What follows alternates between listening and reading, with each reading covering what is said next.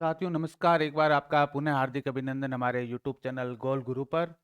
हम जो सीरीज आपके बीच में लेकर के आ रहे हैं उसको सतत करते हैं। तो हमारी सीरीज का नाम जैसा कि हमने बताया था कि कौन बनेगा कंपटीशन पति, और पहली यूनिट जो विकास से संबंधित है उसके क्वेश्चंस है आज हम सरल करने जा रहे हैं। और ये कोई बड़ी अतिशयोक्ति नहीं होगी कि आप हम बिल्कुल छोटे टीचर है, लेकिन आप बड़े टीचरों से पढ़ कर के आए हो यूट्यूब पर अनेक माध्यम से। लेकिन ये कोई बड़ी अतिशयोक्ति नहीं होगी कहने में कि ये क्वेश्चन आपको पेपर में देखने को मिल जाए तो हम भी बड़े हो जाएंगे कभी न कभी। क्योंकि छुपा हुआ रुस्तम है, वो कभी न कभी कमाल कर ही देता है। हम को आज तक आपने छुपा हुआ रुस्तम माना है, लेकिन हम प्रयास कर रहे हैं कि हमारी भी प्रतिभाएं बाहर निकले आपके माध्यम से। आप हमारे माध्यम बनो, क्योंकि हम में बहुत सारी प्रतिभाएं हैं। बड़े टीचर्स में नहीं है वो प्रतिभा है, लेकिन हम में वो छुपी हुई प्रतिभा है। तो आज यूनिट फर्स्ट की जो है वो हम शुरू करने जा रहे हैं, कौन बनेगा कंपटीशन पति, उसकी सीरीज। पहले हमने एनईपी पर देखी थी, और एनईपी पर यदि आपने कौन बनेगा कंपटीशन पति की सीरीज नहीं देखी है रीट से संबंधित, तो वो भी आप हमारे यूट्यूब चैनल गोल गुरु पर जाकर के आप देख सकते हो। क्योंकि उसमें बहुत ही महत्वपूर्ण पर्सन है वो इसमें समाहित किए गए हैं, और ऐसे पर्सन्स यानी एक एक मोती पिरो करके लाए गए हैं माला में, ताकि ये रीट रूपी माला है जो आपको 27 और 28 तारीख को एग्जाम होने वाला है उसके लिए आपको महत्वपूर्ण साबित हो सके। और ये सीरीज लगातार चलेगी, डेली चलेगी सीरीज, रिकॉर्डेड हो या लाइव। हम लाइव भी लेने का प्रयास करेंगे इस सीरीज को, लेकिन रिकॉर्डेड आपको मिलती रहेगी ये सीरीज। और इसके बीच बीच में महत्वपूर्ण टॉपिक्स भी हम करेंगे रीट से संबंधित, मनोविज्ञान के और शिक्षण विधियों के। तो चलो शुरू करते हैं इसको कंटिन्यू। और कंटिन्यू शुरू करने से पहले आपको बता दूं कि यह पर्सन्स है वो अति महत्वपूर्ण पर्सन है, और एक भी पर्सन को आपको छोड़ करके नहीं जाना है, हर पर्सन को स्किप करके नहीं देखना है। क्योंकि एक बच्चा छूटा जीवन का चक्कर टूटा, और मान लिया जाए उस पर्सन को आप स्किप कर रहे हो और वही पर्सन एग्जाम में आ जाए और आपका गलत हो जाए, तो आपको बड़ी ही क्या होगी, कहानी खराब हो जाएगी। और आप सोचोगे कि हमने उस वीडियो को देखा था और स्किप किया था उस क्वेश्चन को। और होता ही यही है, अक्सर होता ही यही है, जिस चीज को हम स्किप करते हैं वही एग्जाम में मिल जाती है, और इसी कारण से हम असफल होते आते हैं बार बार। और फिर हम परीक्षा व्यवस्थाओं पर सवाल खड़े करते हैं। तो ऐसा नहीं होना चाहिए, क्योंकि हर चीज को पढ़ करके जाना है हमें। चलो पहला क्वेश्चन से लेते हैं हम। पहला क्वेश्चन है हमारा, सामाजिकरण की प्रक्रिया में शामिल नहीं है। पहले आपको देख लेना है, प्रश्न को आराम से पढ़ लेना है। सामाजिकरण की प्रक्रिया में शामिल नहीं है, तो सामाजिकरण एक बच्चे का सामाजिक विकास, ये किस है, बच्चे के सामाजिक विकास से क्वेश्चंस, सामाजिक विकास से संबंधित क्वेश्चंस है। इसमें आपको क्या पूछा जाता है कि बच्चे का सामाजिक विकास, तो हम समाज की रीति नीति और विधियों से हम परिचित हो बच्चा, तो संस्कृति और रीतियों और मानदंड सीखे समाज के, तो ये सिखाया जाता है। समाज की संस्कृति मानदंड कैसे है ये बच्चा सामाजिकरण की प्रक्रिया में सीखता है। सामाजिक कौशलों का अर्जन करता है, मूल्यों एवं विश्वास का अर्जन करता है। जो भी सामाजिक मूल्य और विश्वास जो समाज के बनाए गए हैं, बने बनाए गए हैं, किसी भी समाज चाहे छोटा हो चाहे बड़ा हो, ये कदर नहीं करता है। कोई भी समाज हो उसके अपने मूल्य और अपने विश्वास होते हैं, ये भी सामाजिकरण की प्रक्रिया में शामिल है। लेकिन आनुवंशिक संचरण है, सामाजिक विकास कभी भी आनुवंशिक संचरण पर निर्भर नहीं करता है। तो ये ऑप्शन है वो हमारा यहाँ पर राइट होने वाला है। कौन सा नहीं है, आनुवंशिक संचरण। यदि शारीरिक विकास होता, सामाजिक विकास ने होकर के, तब हम यहाँ पर क्या करते, आनुवंशिक संचरण से सर्वाधिक प्रभावित होने वाला जो विकास का आयाम है वो कौन सा है, शारीरिक है। कौन सा है, शारीरिक, जिसको हम बोल सकते हैं भौतिक, जिसको हम बोल सकते हैं भौतिक, जिसको हम बोल सकते हैं बाह्य विकास, जिसको हम बोल सकते हैं बाह्य विकास, जिसको हम बोल सकते हैं फिजिकल। इंग्लिश में क्या बोलते हैं, एक ही नाम चलता है, फिजिकल, फिजिकल डेवलपमेंट। तो ये सारे के सारे विकास है वो किससे प्रभावित होंगे, आनुवंशिकता से। जबकि सामाजिकरण की प्रक्रिया है वो आनुवंशिकता से न प्रभावित होती है, न जबकि संस्कृति से प्रभावित होती है। अपनी किसी भी संस्कृति के अपने मूल्य और अपने विश्वास होते हैं। इन मूल्यों और विश्वासों का अर्जन, उन मानदंडों का अर्जन, और उसके कारण से उस जो समाज बनाया गया उनके कौशलों का अर्जन ही क्या कहलाता है, सामाजिकरण कहलाता है। ये समाजशास्त्रीय विषय है, मनोविज्ञान एक तरीके से। विकास के व्यापक आयामों की सही पहचान कीजिए। मैंने विकास के आयाम पढ़ाए हैं अच्छी तरीके से आपको, और जिसको भी नहीं पढ़े हैं वो वीडियो में जाकर के देख सकता है। तो विकास के मैंने मौलिक आयाम बताए थे, ठीक है।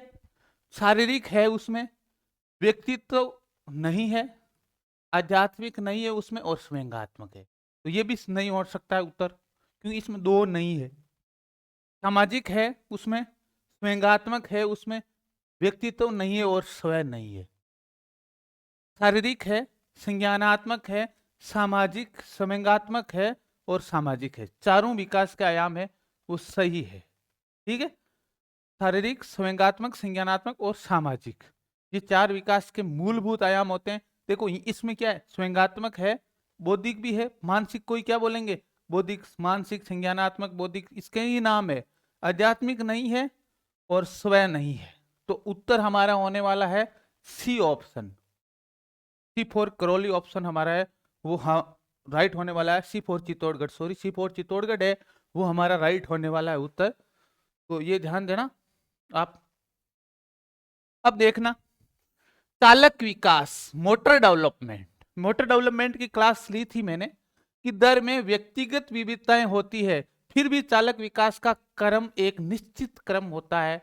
तो ध्यान देना, मैंने कहा था कि बालक पहले मैक्रो कौशल सीखेगा और फिर माइक्रो कौशल सीखेगा। मैक्रो टू माइक्रो बढ़ता है बालक का जो मोटर डेवलपमेंट है।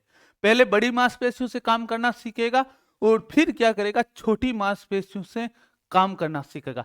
लेकिन ध्यान देना, ये लोग क्या करते हैं, बड़ी मांसपेशियों से ये घुमाना चाहते हैं।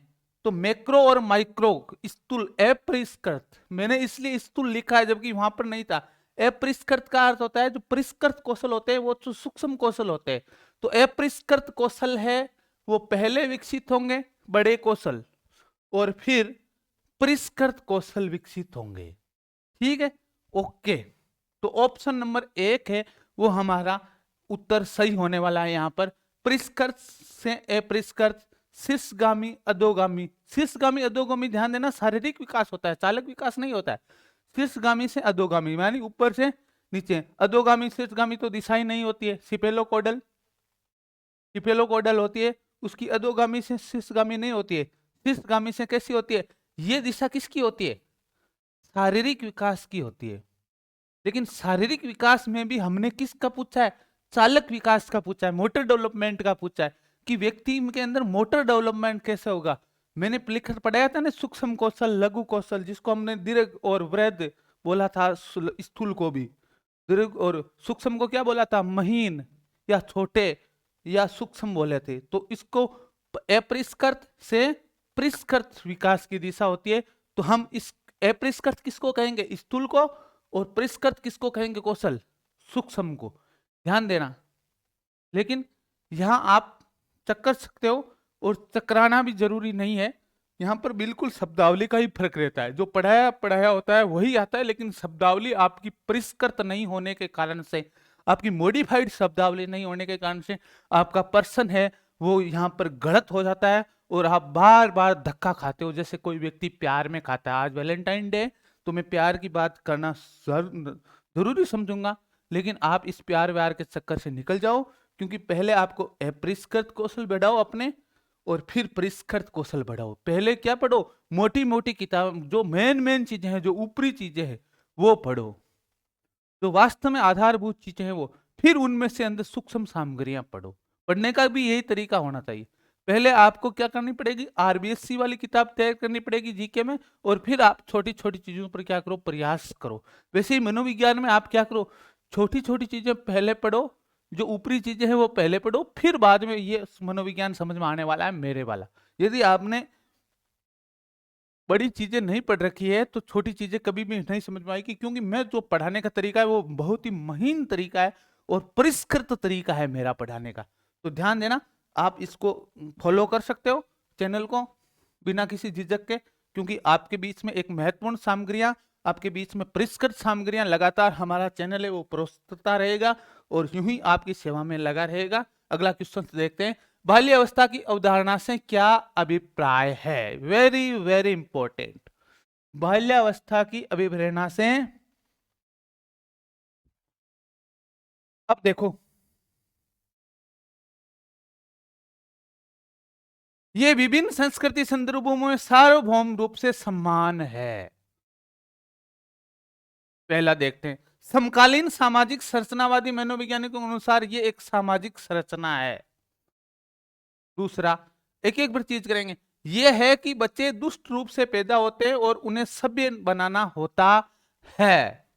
तीसरा, ऑप्शंस पढ़िए आप, फिर इस पर बिल्कुल हम डिटेल से बात करेंगे। ये बच्चे शून्य से शुरुआत करते हैं और उनके गुण पूरी तरीके से परिवेश के द्वारा निर्धारित किए जाते हैं। अब देखो साहब, समकालीन सामाजिक संरचनावादी मनोवैज्ञानिक, जो संरचनावादी स्ट्रक्चरलिज्म जो साइकोलॉजी है, उसके मनोवैज्ञानिकों के अनुसार ये एक सामाजिक संरचना है। जबकि ये बाल्यावस्था एक सामाजिक संरचना नहीं है। इसको किससे जोड़ा गया है? जैविकता से जोड़ा गया है। ये विभिन्न संस्कृति संदर्भों में सार्वभौम होती है। अब देखिए, यहां देखना, ये कथन भी गलत है। क्यों गलत है? क्यों गलत है? ध्यान देना, ये विभिन्न संस्कृति संदर्भों में सार्वभौम रूप से समान है। क्यों गलत है? क्योंकि मान लिया जाए भारतीय बच्चे का जी बाल्यावस्था है वो अलग तरीके से विकसित होगी, जबकि अमेरिका के बच्चे की क्या होगी? अलग तरीके से। किसी झुग्गी झोंपड़ी में पले बड़े बच्चे की अलग तरीके से बाल्यावस्था विकसित होगी, जबकि किसी बड़े महानगर में या उपलब्धि अभिप्रेरणा वाले परिवार में जन्मे बच्चे की बाल्यावस्था है वो अलग तरीके से होगी। ये बच्चे दुष्ट रूप से पैदा होते हैं और उन्हें सभ्य नागरिक बनाना होता है। यह है कि बच्चे दुष्ट रूप में पैदा होते हैं और उन्हें सभ्य नागरिक बनाना होता है। यह है कि बच्चे शून्य से शुरुआत करते हैं और उनके गुण पूरी तरीके से, अब देखो ये ध्यान देना, उनके गुण पूरी तरीके से, परिवेश शब्द है, परिवेश से नहीं होते, आनुवंशिकता से भी प्रभावित होते हैं। तो यह उदाहरणा है ली गई है कि बच्चों के जो गुण है वो बिल्कुल क्या होते हैं? दुष्ट होते हैं, या क्या होते हैं? कमतर प्रवृत्ति के होते हैं, और उन्हें क्या बनाना होता है? सभ्य बनाना होता है। यही बाल्यावस्था की महत्वपूर्ण अभिप्राय है, बाल्यावस्था की अवधारणा का। तो ध्यान देना, इसको आप थोड़ा सा समझ कर को करोगे क्वेश्चंस को, तो आपके उत्तर है वो जल्दी ही सही होने वाला है। तो उत्तर यहां पर होने वाला है 3 नंबर ऑप्शन। कौन सा होने वाला है? 3 नंबर ऑप्शन। चलो अगला देखते हैं। निम्नलिखित में से कौन सी मध्य बाल्यावस्था की विशेषता है? अब देखना साहब, मध्य बाल्यावस्था, ध्यान देना, मैंने कहा था 3 से 12 वर्ष तक, ठीक है, ये होती है आपकी बाल्यावस्था की अवधि। इसमें 3 से 6 वर्ष होती है पूर्व बाल्यावस्था,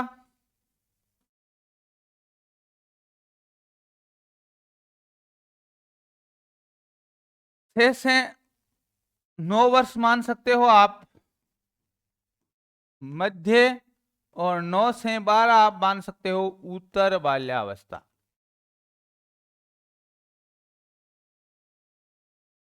शारीरिक वृद्धि और विकास बहुत तेज गति से होता है, जबकि ये तो किस अवस्था में होता है? शेषवावस्था में होता है। ऐसा शेषवावस्था में, किसमें होता है? शेषवावस्था में, इन्फेंसी में होता है। देखना, अमूर्त रूप से सोचने और वैज्ञानिक तर्क का प्रयोग करने की योग्यता विकसित होती है। तो देखना, अमूर्त चिंतन, अमूर्त अवस्था आती है, कॉन्क्रीट जो फॉर्मल स्टेज आती है जीन पियाजे की, वो आती है कब आती है? उत्तर बाल्यावस्था के बाद में, उत्तर बाल्यावस्था के लगभग शुरू हो जाती है। तो अमूर्त रूप से सोचना भी मध्य बाल्यावस्था में शुरू नहीं करेगा। तो ये भी गलत, ये भी गलत। बच्चे तार्किक रूप से और मूर्त रूप से सोचना प्रारंभ कर देते हैं। अब देखो, बच्चे मुख्य रूप से तार्किक और मूर्त चिंतन की शुरुआत किस अवस्था में होती है? मध्य बाल्यावस्था में। कथन कारण, ठीक है, शुरू कर देते हैं। अब बच्चे अधिगम मुख्य रूप से संवेदी और चालक गतिविधियों के माध्यम से होता है। तो अधिगम चालक और संवेदी गतिविधियों के माध्यम से कब होगा? सीखेगा बालक, कब सीखेगा? ये सीखेगा पूर्व बाल्यावस्था में। जबकि बच्चे का मूर्त और तार्किक चिंतन की शुरुआत किस अवस्था में हो जाती है? मध्य बाल्यावस्था में। तो 3 नंबर ऑप्शन है वो यहां पर राइट होने वाला है। ठीक है, अगला देखते हैं। विकास के सिद्धांतों के बारे में निम्नलिखित में से कौन सा कथन गलत है? यहां पर ध्यान देना, गलत शब्द लिखा गया है, यानी कौन सा सही नहीं है, गलत है। विकास परिपक्वन और अधिगम पर आधारित होता है, बिल्कुल सही है। मैंने लिखाया था विकास इक्वल टू अधिगम गुणा परिपक्वन। जब परिपक्वता आएगी और उनके अनुसार अधिगम करेगा तभी बालक का विकास होगा।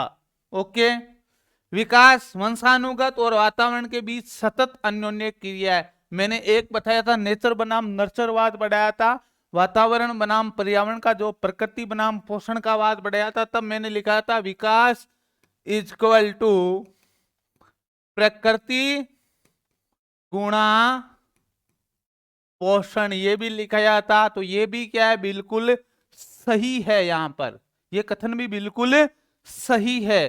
प्रत्येक बच्चा विकास के चरणों से गुजरता है, फिर भी बच्चे में व्यक्तिगत भिन्नताएं बहुत सी पाई जाती है। तो बिल्कुल सही बात है, व्यक्तिगत भिन्नताएं दो प्रकार की पद्धति है, अनुप्रस्थ और अनुदैर्घ्य होती है। विकास एक परिणामात्मक प्रक्रिया है जिसका ठीक ठीक मापन किया जा सकता है। लेकिन ध्यान देना, यहां पर विकास के संदर्भ में यह कथन सही नहीं है।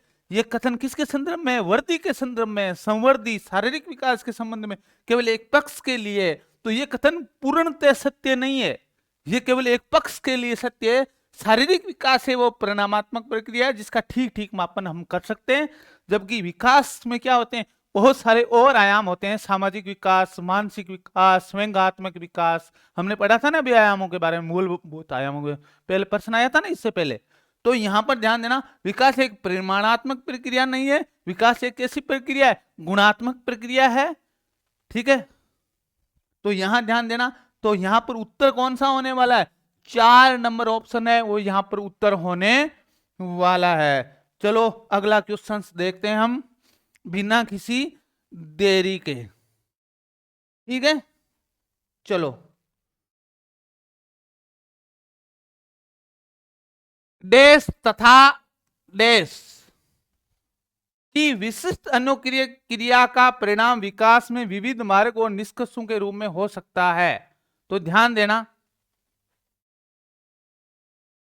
खोज और पोषण। पोषण तो सही है, खोज पोषण नहीं होगा, खोज नहीं होगा, हमने कहीं पढ़ा भी नहीं है। स्थिरता और परिवर्तन नहीं है। वंशानुक्रम और पर्यावरण, वंशानुक्रम और पर्यावरण की विशिष्ट अन्योन्य क्रिया का परिणाम विकास होता है। तो मैंने पिछले प्रश्न में भी लिखा था विकास इक्वल टू क्या होता है, वंशानुक्रम या जैविकता गुणा पर्यावरण या वातावरण। तो यहां पर कौन सा ऑप्शन राइट होने वाला है? 2 नंबर ऑप्शन है वो यहां पर राइट होने वाला है। चलो अगला क्वेश्चन देखते हैं बिना किसी देरी के। विद्यालय और सामाजिकरण के बारे में निम्नलिखित में से कौन सा कथन सत्य है? ध्यान देना, सामाजिकरण और विद्यालय बहुत ही महत्वपूर्ण भूमिका है। विद्यालय सामाजिकरण का एक महत्वपूर्ण कारक है, बिल्कुल सही है। बच्चे अधिकांश समय विद्यालय में बिताते हैं माता पिता के अलावा, और ये एक महत्वपूर्ण कारक है। सामाजिकरण के जो प्राथमिक अभिकरण आते हैं, सामाजिकरण के प्राथमिक अभिकरण, उनमें विद्यालय व परिवार शामिल होता है। क्योंकि अधिकांश समय क्या होता है, विद्यालय व परिवार दोनों शामिल होते हैं। जबकि ध्यान देना, जो द्वितीयक अभिकरण आते हैं उसमें संचार, मीडिया, धर्म, ये सारे के सारी, संस्कृति, समाज, ये सारे के सारे शामिल होते हैं। विद्यालय एक समाज का, सामाजिकरण में विद्यालय की कोई भूमिका नहीं है, गलत कथन है। सामाजिकरण में विद्यालय की बहुत थोड़ी भूमिका होती है, ये कोई नहीं कह सकते कि महत्वपूर्ण कारक है। महत्वपूर्ण भूमिका होती है विद्यालय की सामाजिकरण की प्रक्रिया में बच्चे के। तो ये ध्यान रख करके आपको जाना है। अगला क्वेश्चन देखते हैं, भाषा विकास के सबसे संवेदनशील समय कौन सा होता है? Very important. मैंने कहा था कि एलईडी सबसे ज्यादा जो सक्रिय है वो किस अवस्था में रहेगा? पूर्व बाल्यावस्था में रहेगा। अच्छे बच्चों को सबसे ज्यादा यदि भाषाई संवर्धन वातावरण उपलब्ध कराना है, आपको उसके आसपास में भाषाई सामग्री बखेरी हुई रखनी चाहिए। जहां पर भी बच्चा जाए वहां पर शब्द दिखने चाहिए, बोलते हुए सुनने वाले, बोलने वाले, लिखने वाले दिखने चाहिए, ताकि बच्चे का क्या हो, भाषाई विकास हो। तो ये ध्यान देना, प्रारंभिक बचपन का समय है वो अति महत्वपूर्ण समय होता है, क्योंकि वयस्कावस्था तक जाते जाते क्या हो जाता है, एलईडी है, एलईडी है, एलईडी होता था ना, एलईडी एलईडी एलईडी, मैंने कहा था एलईडी बल्ब उसको, तो ये एलईडी है वो क्या हो जाता है, फ्यूज हो जाता है। उसके बाद में भाषा का कोई मतलब, जन्म पूर्व से समय, तो जन्म पूर्व से बच्चा क्या सीखेगा? जन्म पूर्व में तो कोई वातावरण मिल ही नहीं रहा है, और वातावरण के बिना भाषा का क्या है, उत्पन्न होना ही कठिन कार्य है। मध्य बचपन का समय है, उसमें थोड़ा थोड़ा एलईडी है तो सक्रिय रहता है, लेकिन वयस्क अवस्था तक आते आते एलईडी क्या हो जाता है। जॉन चॉमस्की का सिद्धांत है जिसमें मैंने एलईडी पढ़ा रखा है, आप वहां पर जाकर के इस वीडियो की संपूर्ण व्याख्या देख सकते हो, इस क्वेश्चन की संपूर्ण व्याख्या है वो देख सकते हो, ताकि आपको समझ में आ जाए कि मैं उत्तर प्रारंभिक बचपन क्यों कर रहा हूं। एक रटने से बेहतर है कि आप क्या करो, समझ करके क्वेश्चंस को करोगे। रटने में आप तथ्य 40 से रट सकते हो, 50 से रट सकते हो, लेकिन समझने में यही माप है, वो आपका हो जाएगा 1000, 2000, 3000 क्वेश्चन करने के लायक आप बन जाओगे, क्योंकि आपकी अंडरस्टैंडिंग बढ़ेगी, तब जाकर के आप सक्सेस होंगे, वरना आपका कोई सक्सेस होना कभी भी नहीं होगा। 40, 50, 20, 30, 100, 1000 रट सकते हो आप, ज्यादा से ज्यादा रोज रखोगे, लेकिन अंडरस्टैंडिंग से आप के पास में एक लाइन से आपके पास में अनुमान 10 या 20 क्वेश्चंस या तथ्य आएंगे समझने के माध्यम से, और वो स्थायी होंगे हमेशा के लिए। तो अवबोध करें, आप केवल क्या करें, नॉलेज प्राप्त नहीं करें, अवबोध करें, अंडरस्टैंडिंग करें, ठीक है। एक 6 वर्ष की लड़की खेल कूद में असाधारण योग्यता का प्रदर्शन करती है, ठीक है। माता पिता दोनों ही खिलाड़ी हैं, उनके नित्य प्रशिक्षण प्राप्त करने को भेजते हैं और सप्ताहांत में उसे प्रशिक्षण देते हैं। यह बहुत संभव है कि उसकी क्षमताएं निम्नलिखित दोनों के बीच की परस्पर प्रतिक्रिया का परिणाम है। मैंने क्या कहा था, आनुवंशिकता सीमाएं तय करती है विकास की,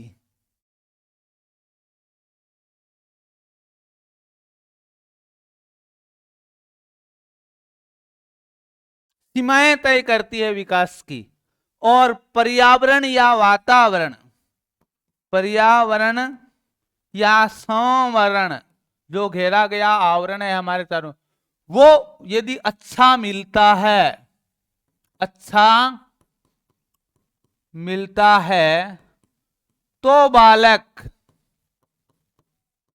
बालक उन सीमा को पार कर पाता है, उस ये योग्यता हासिल कर सकता है। यहां पर क्या पूछ रखा है, देखो यहां से उत्तर होगा, माता पिता दोनों ही खिलाड़ी हैं, यानी उनके जीन में भी खिलाड़ी है, और वो क्या दे रहे हैं, नित्य प्रशिक्षण दे रहे हैं।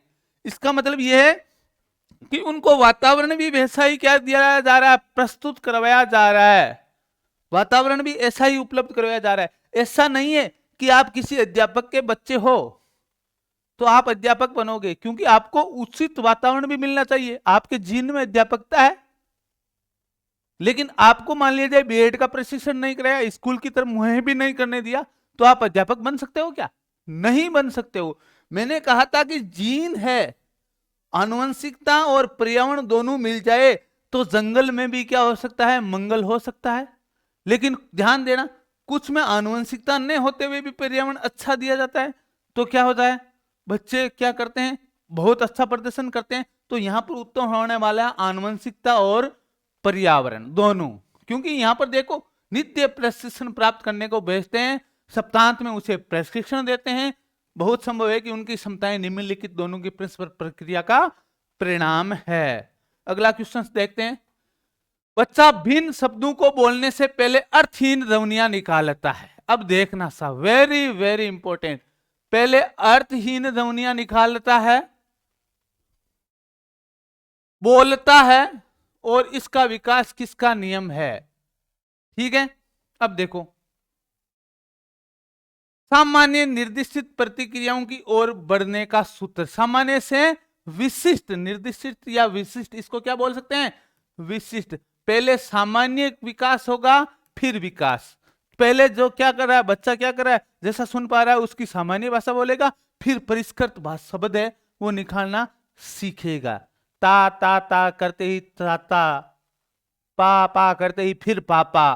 तो ये क्या हो गया? सामान्य से विशिष्ट विकास का सिद्धांत हो गया। पारस्परिकता का सिद्धांत क्या है? पारस्परिकता का या संबंधता का सिद्धांत कब होता? जब शारीरिक विकास है वो मानसिक विकास को प्रभावित करता, मानसिक विकास भावनात्मक विकास को प्रभावित करता, तब होता। व्यक्तिगत भिन्नता, दो बच्चों की बात हो रही है क्या? दो बच्चों की बात हो रही है कि व्यक्तिगत भिन्नता यानी एक बच्चे के दूसरे पक्ष का विकास में यदि डेवलपमेंट अंतर होता तब होता। यहां पर हम भाषाई विकास की बात कर रहे हैं। सतत विकास का सिद्धांत, तो सतत विकास का सिद्धांत तो लगातार चलता रहता है विकास, लेकिन यहां पर पूछा गया क्या है? सामान्य शब्द पहले सीखता है, फिर विशिष्ट शब्द है वो सीखता है। ओके। एक व्यक्ति की ऊंचाई, वजन, आंखों का रंग, त्वचा आदि के विकास में इन कारकों का प्रभाव पड़ता है। देखो, ऊंचाई, वजन, आंखों का रंग, त्वचा, ये सारे हैं फिनोटाइप, जिनको देख करके हम चकराते हैं। तेरी आंखें नैन नसीले, तेरी नैन नसीले, ठीक है ना, नैन नसीले होते हैं, ठीक है। ये सारे के सारे फिनोटाइप होते हैं, और फिनोटाइप का विकास होता है। जितने भी अंग, ऊंचाई, वजन है, इनको बोलते हैं हम शारीरिक विकास। क्या बोलते हैं? ये शारीरिक विकास, शारीरिक पक्ष से संबंधित है। विकास के किस पक्ष से संबंधित है? विकास के किस पक्ष से संबंधित है? शारीरिक या भौतिक विकास के आयाम से संबंधित है या पक्ष से संबंधित है। तो ये मैंने कहा था कि ये सारे के सारे वो सर्वाधिक आनुवंशिकता का प्रभाव किसी पर पड़ता है, तो हम किस पर पड़ता है? हमारे शारीरिक पक्ष पर पड़ता है। तो ये सर्वाधिक जो प्रभावित होंगे वो किससे होंगे? आनुवंशिकता से प्रभावित होंगे। अगला क्वेश्चन देखते हैं हम बिना किसी देरी के। इस अवस्था में भावनात्मक ठोस भौतिक वस्तुओं से संबंधित होती है और अस्थायी होती है। Very very important. भावनाएं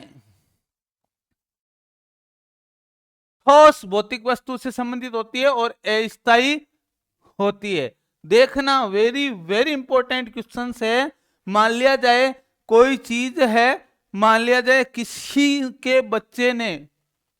भी बच्चे ने क्या काट दिया? चक्कू से काट दिया, और चक्कू जब तक सामने तब तक तो रोता रहेगा बच्चा, लेकिन जैसे ही चक्कू क्या हो गया, गायब कर दिया, तो बच्चा है वो रोना बंद कर देगा, भावनाएं प्रकट करता है। ठोस भौतिक वस्तुओं से संबंधित होती है। तो ये अवस्था होती है प्रारंभिक बाल्यावस्था, प्री स्कूल एज है। इसमें बच्चा ऐसा करता है क्योंकि बच्चे की भावनाएं हैं। मान लिया जाए बच्चे का खिलौना किसी ने चुरा लिया है, तो बच्चा जब तक खिलौना चुराने वाला उसको हाथ में लेकर के रखता है तब तक तो वो रोता है, और जैसे ही वो बच्चा दूर चला जाता है तो उसकी भावनाएं वो रोना बंद कर देता है और दूसरी वस्तु में अपना ध्यान केंद्रित कर लेता है। तो ये अवस्था होती है प्रारंभिक बाल्यावस्था। कौन सी अवस्था होती है? प्रारंभिक बाल्यावस्था, उत्तर बाल्यावस्था, प्रारंभिक किशोरावस्था, यौवन प्रारंभ अवस्था। तो उत्तर बाल्यावस्था, प्रारंभ यौवन प्रारंभ अवस्था, प्रारंभिक किशोरावस्था में यहाँ तो भावनाएं बहुत ही गहरी होती है। एक व्यक्ति से नैन भिड़ गए तो फिर वो भावनाएं जाती नहीं। वो व्यक्ति भी क्या ठोस ही है, वो दूर रहता है तो भी भावनाएं टकराती रहती है। जिस प्रकार से आज वैलेंटाइन डे पर लोगों की टकरा रही है, तो ऐसे ही टकराती रहती है भावनाएं। अगला क्वेश्चन देखते हैं। 6 से 8 वय वर्ग के बच्चों के विकासात्मक कार्य है। मैंने पढ़ाए थे डेवलपमेंट टास्क, ठीक है, ओके।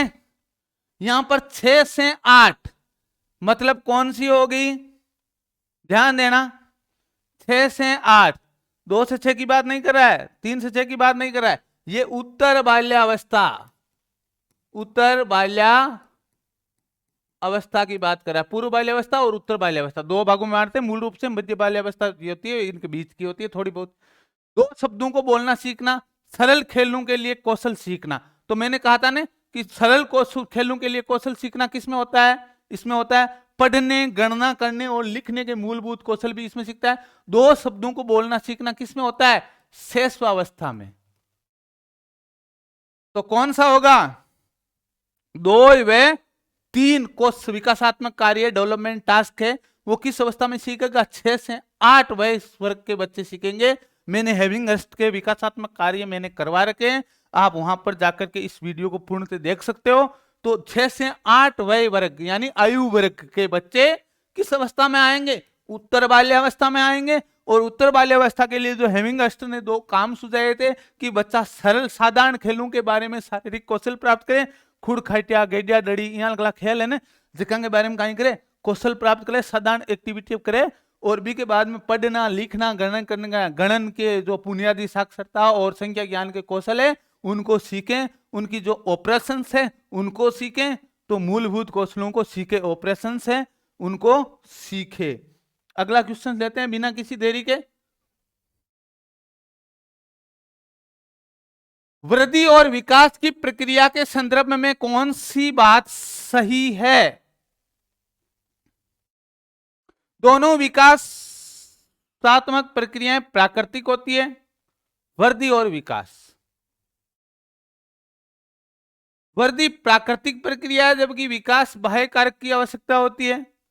यदि वृद्धि संतोषजनक है तो विकास स्वतः ही हो जाता है। दोनों प्रक्रियाएं बिना बाह्य हस्तक्षेप के साथ साथ चलती रहती है। तो देखना भाई इसका उत्तर यहां से, मैंने कहा था कि बाह्य कारक जरूरी है, पर्यावरण दोनों है, तो ये तो गलत हो गया। पर्यावरण और वातावरण बिना बाह्य हस्तक्षेप के तो कोई प्रक्रिया चलती नहीं है। विकास और वृद्धि दोनों को क्या करते हैं? आनुवंशिकता और पर्यावरण है वो दोनों क्या करते हैं? सापेक्षता प्रभावित करते हैं। वृद्धि संतोषजनक होती है तो विकास होते ही हो जाता है।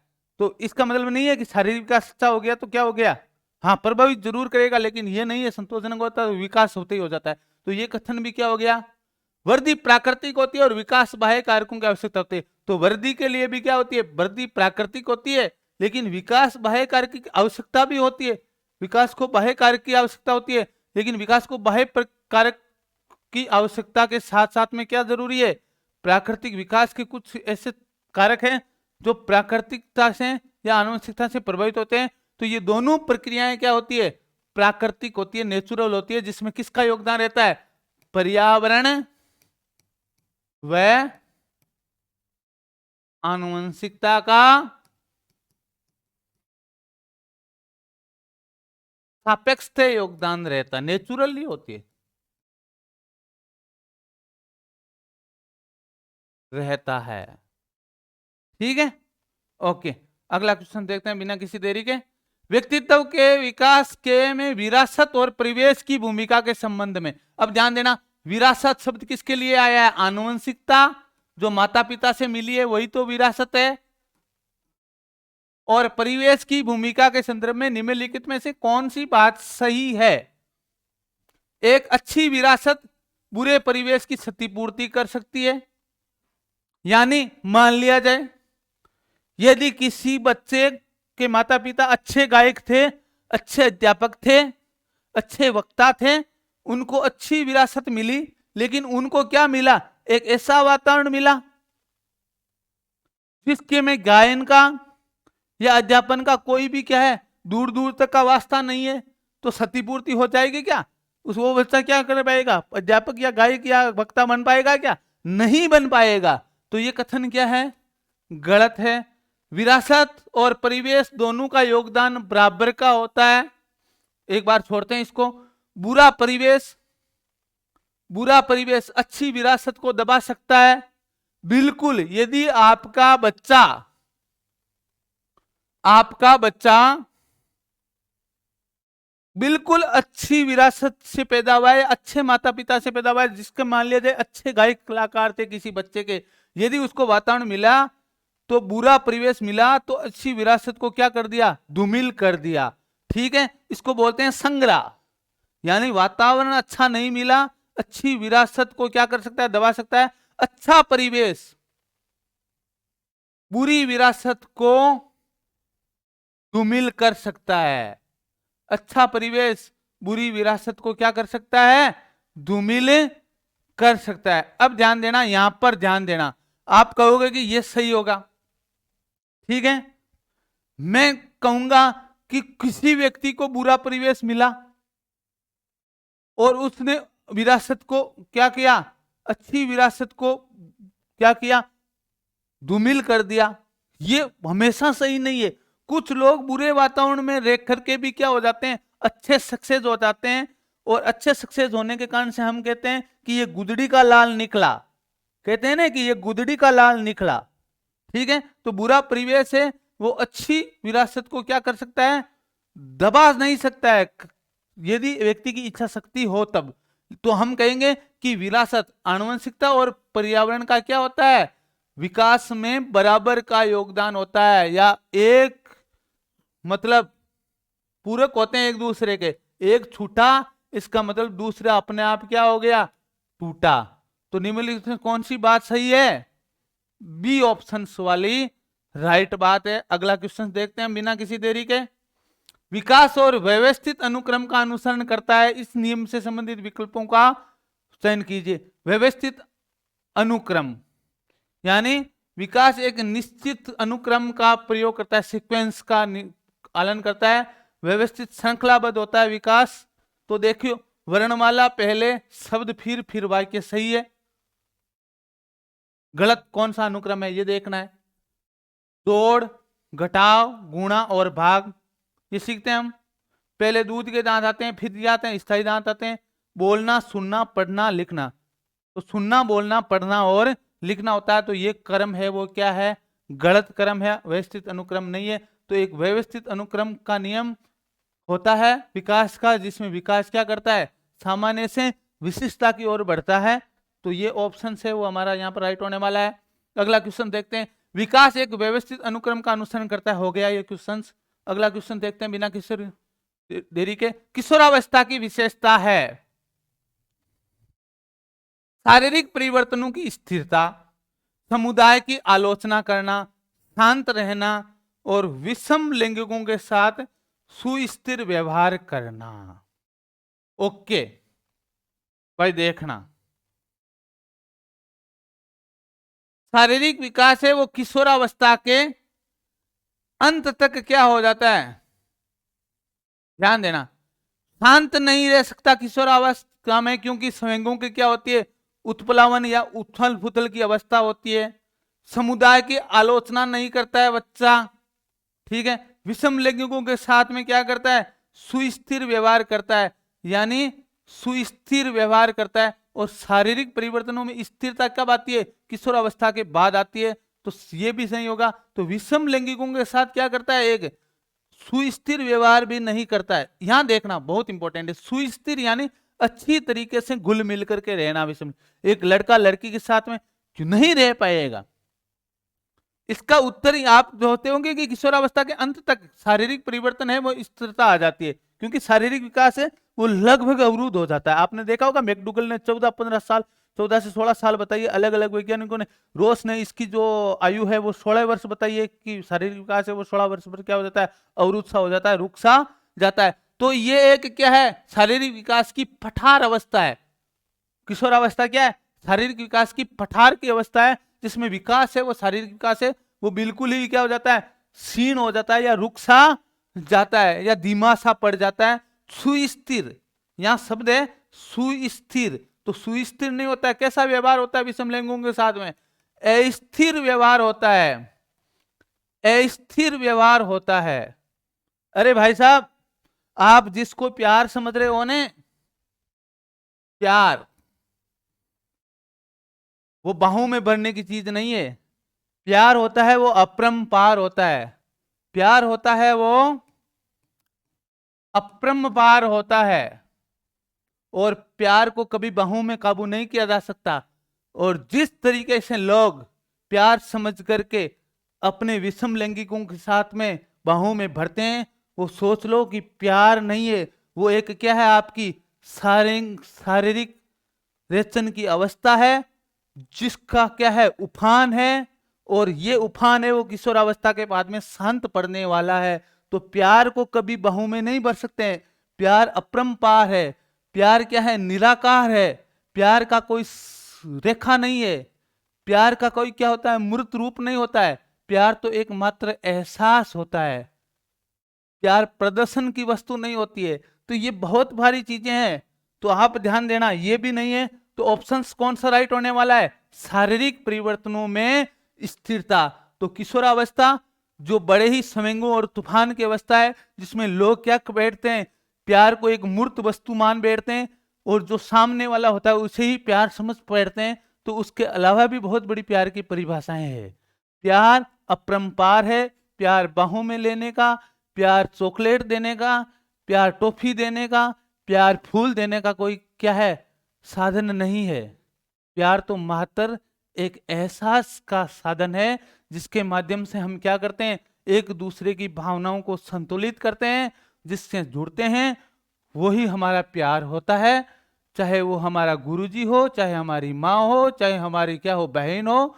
तो आप जिसको प्यार लग के बैठे हो, वो प्यार नहीं है, मात्र आपके साथ में धोखा है। और किशोरावस्था बीत जाने के बाद में आपको पता लग जाएगा कि गुरुजी सच कह रहे थे। धन्यवाद दोस्तों, क्लास कैसी लगी आप जरूर कमेंट बॉक्स में कमेंट करके बताना, ताकि हम आगे के क्वेश्चन से वो लेकर के आ जाएंगे और अच्छी क्लासेज आपके बीच में देखने को मिलेगी। सुप्रभात, धन्यवाद।